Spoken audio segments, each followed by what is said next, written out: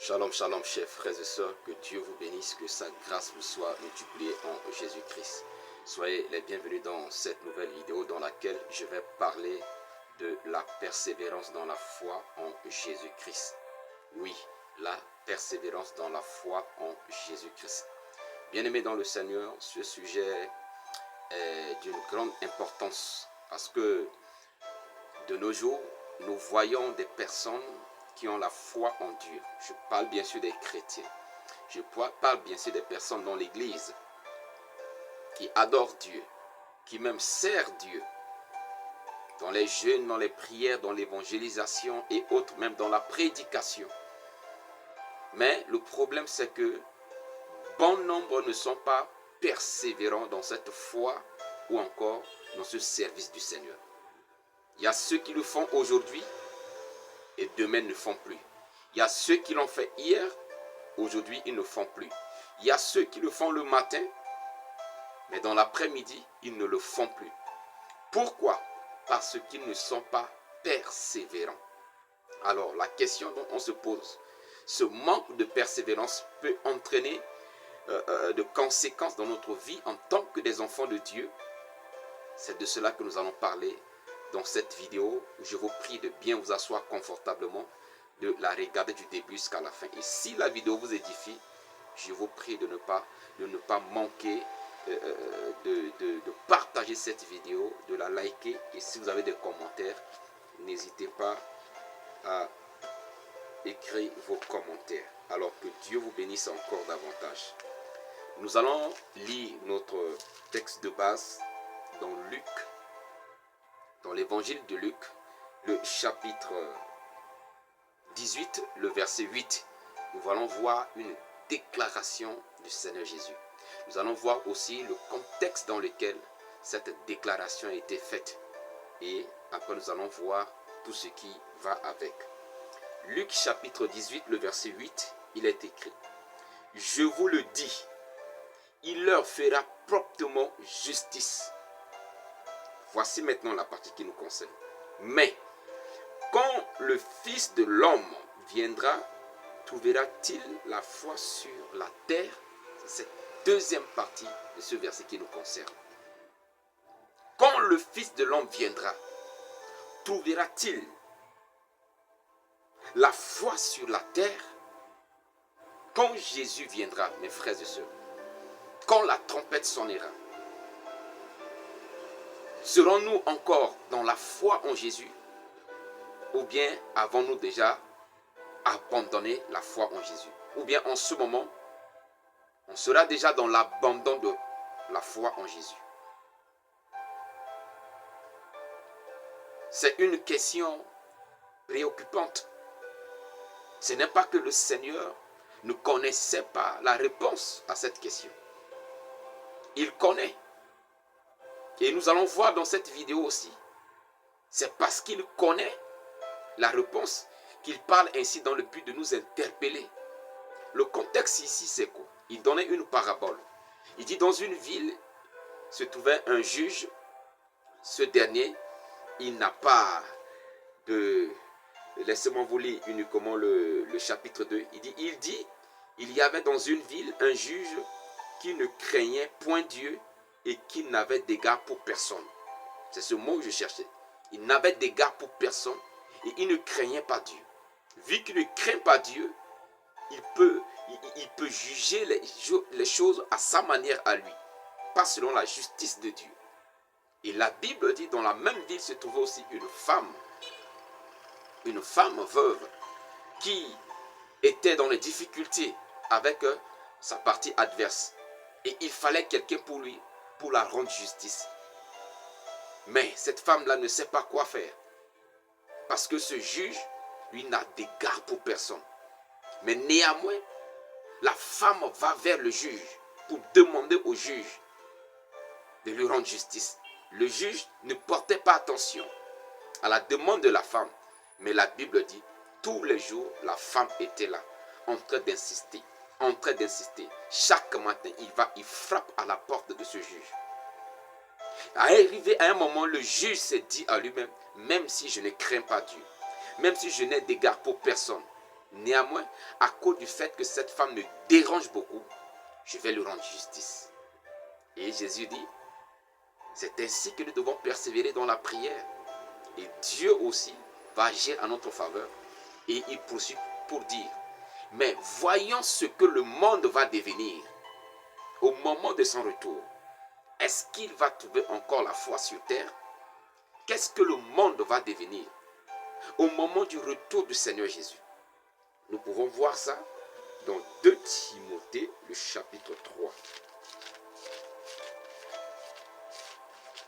L'Esprit de Dieu l'a révélé clairement à l'apôtre Paul.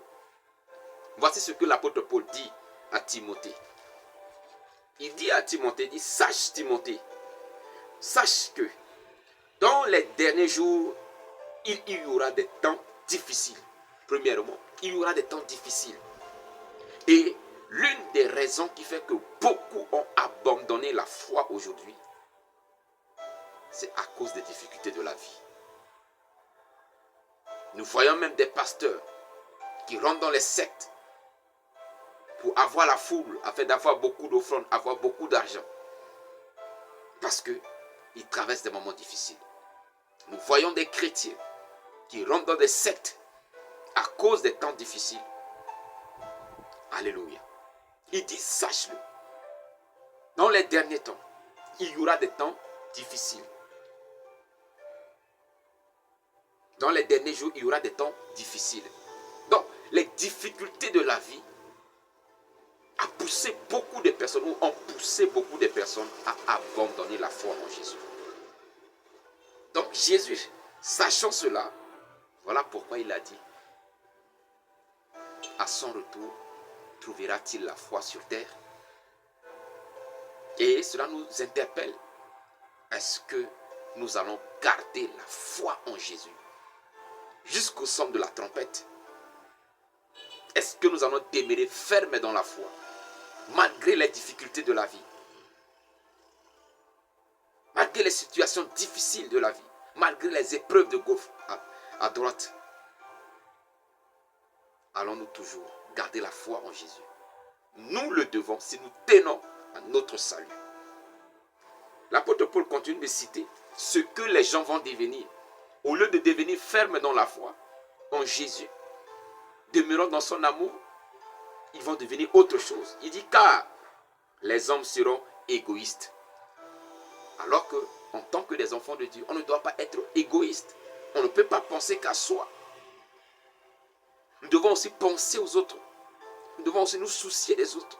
Quoique le salut est personnel, mais le Seigneur nous demande l'amour, de nous aimer les uns les autres. Quand tu aimes quelqu'un, tu ne peux pas te préoccuper uniquement de toi, mais tu vas aussi te préoccuper de ton prochain. Il continue. Car les hommes seront égoïstes, amis de l'argent. N'est-ce pas qu'aujourd'hui, les hommes sont plus attachés à l'argent que Dieu, courent plus derrière l'argent que l'adoration de Dieu? Il continue. Fanfarons, hautains, blasphémateurs, rebelles à leurs parents, ingrats, irréligieux. Oui, il faut que je mette une pause là. Irréligieux.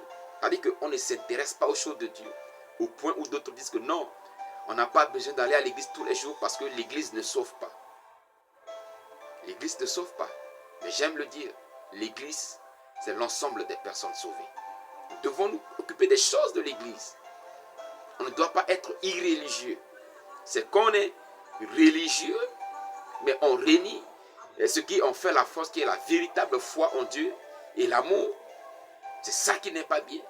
Mais quand nous sommes dans la vraie foi en Jésus, nous marchons dans la vie du chrétien, nous suivons les principes de la religion, cela n'est pas condamné. Alléluia. Irréligieux, insensible. Beaucoup ne sont même pas sensibles à la voix de Dieu. Même quand le Seigneur nous interpelle d'une manière à travers les enseignements. Mais on continue toujours de vivre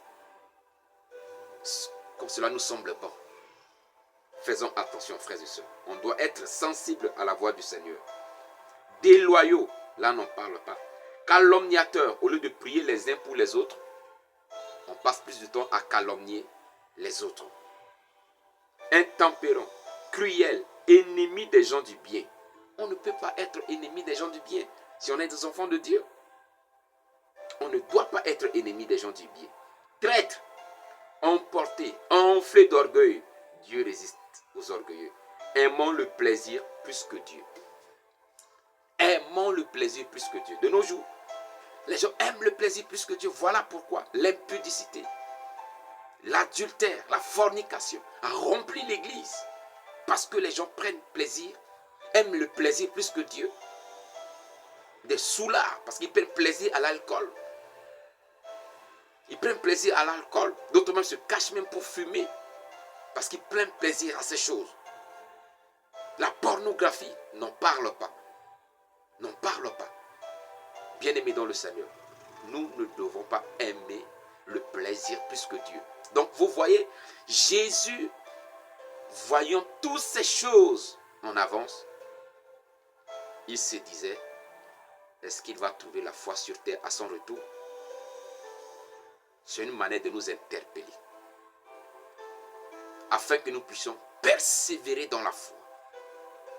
Et il s'agit de quelle foi? Voyons ce que Romains chapitre 10, pour en terminer. Romains chapitre 10, le verset 17, je pense. Oui, Romains chapitre 10, le verset 17 dit, ainsi la foi vient de ce qu'on entend. Et ce qu'on entend vient de la parole de Christ. Est-ce que, bien-aimés dans le Seigneur, nous allons continuer à agir selon la parole de Dieu? Est-ce que nous allons persévérer dans les pratiques de ce que la parole de Dieu nous demande? Jacques chapitre 1, le verset 22 nous dit, mettez en pratique la parole. Ne vous bornez pas à l'écouter en vous trompant par des faux raisonnements. Bien-aimés dans le Seigneur, aujourd'hui, avec l'évolution des choses, on se pose la question. Où va le monde? On se pose la question. La génération qui viendra après nous, si Jésus ne revient pas, demeureront-ils dans la foi en Jésus? Voyons même ce que l'Église même est devenue. Aujourd'hui, l'Église n'est plus à la manière des apôtres. Des apôtres qui ont posé le fondement de l'Église par l'inspiration du Saint-Esprit. Aujourd'hui, chacun ouvre son Église. Il fait comme il veut. Au point où dans certaines situations, dans certains milieux, l'Église devient un bien familial. J'ai eu la grâce de visiter un pays de l'Afrique. Et dans ce pays, il y a un pasteur qui est décédé. Et l'église est divisée en trois. Parce que sa femme réclame d'être à la tête de l'église après lui. Son fils aîné réclame d'être à la tête de l'église. Et aussi, le pasteur assistant du défunt pasteur, lui aussi, il réclame d'être à la tête de l'église. Et comme il n'y a pas eu entente, finalement, chacun prend cet infidèle fanatique, aller avec lui.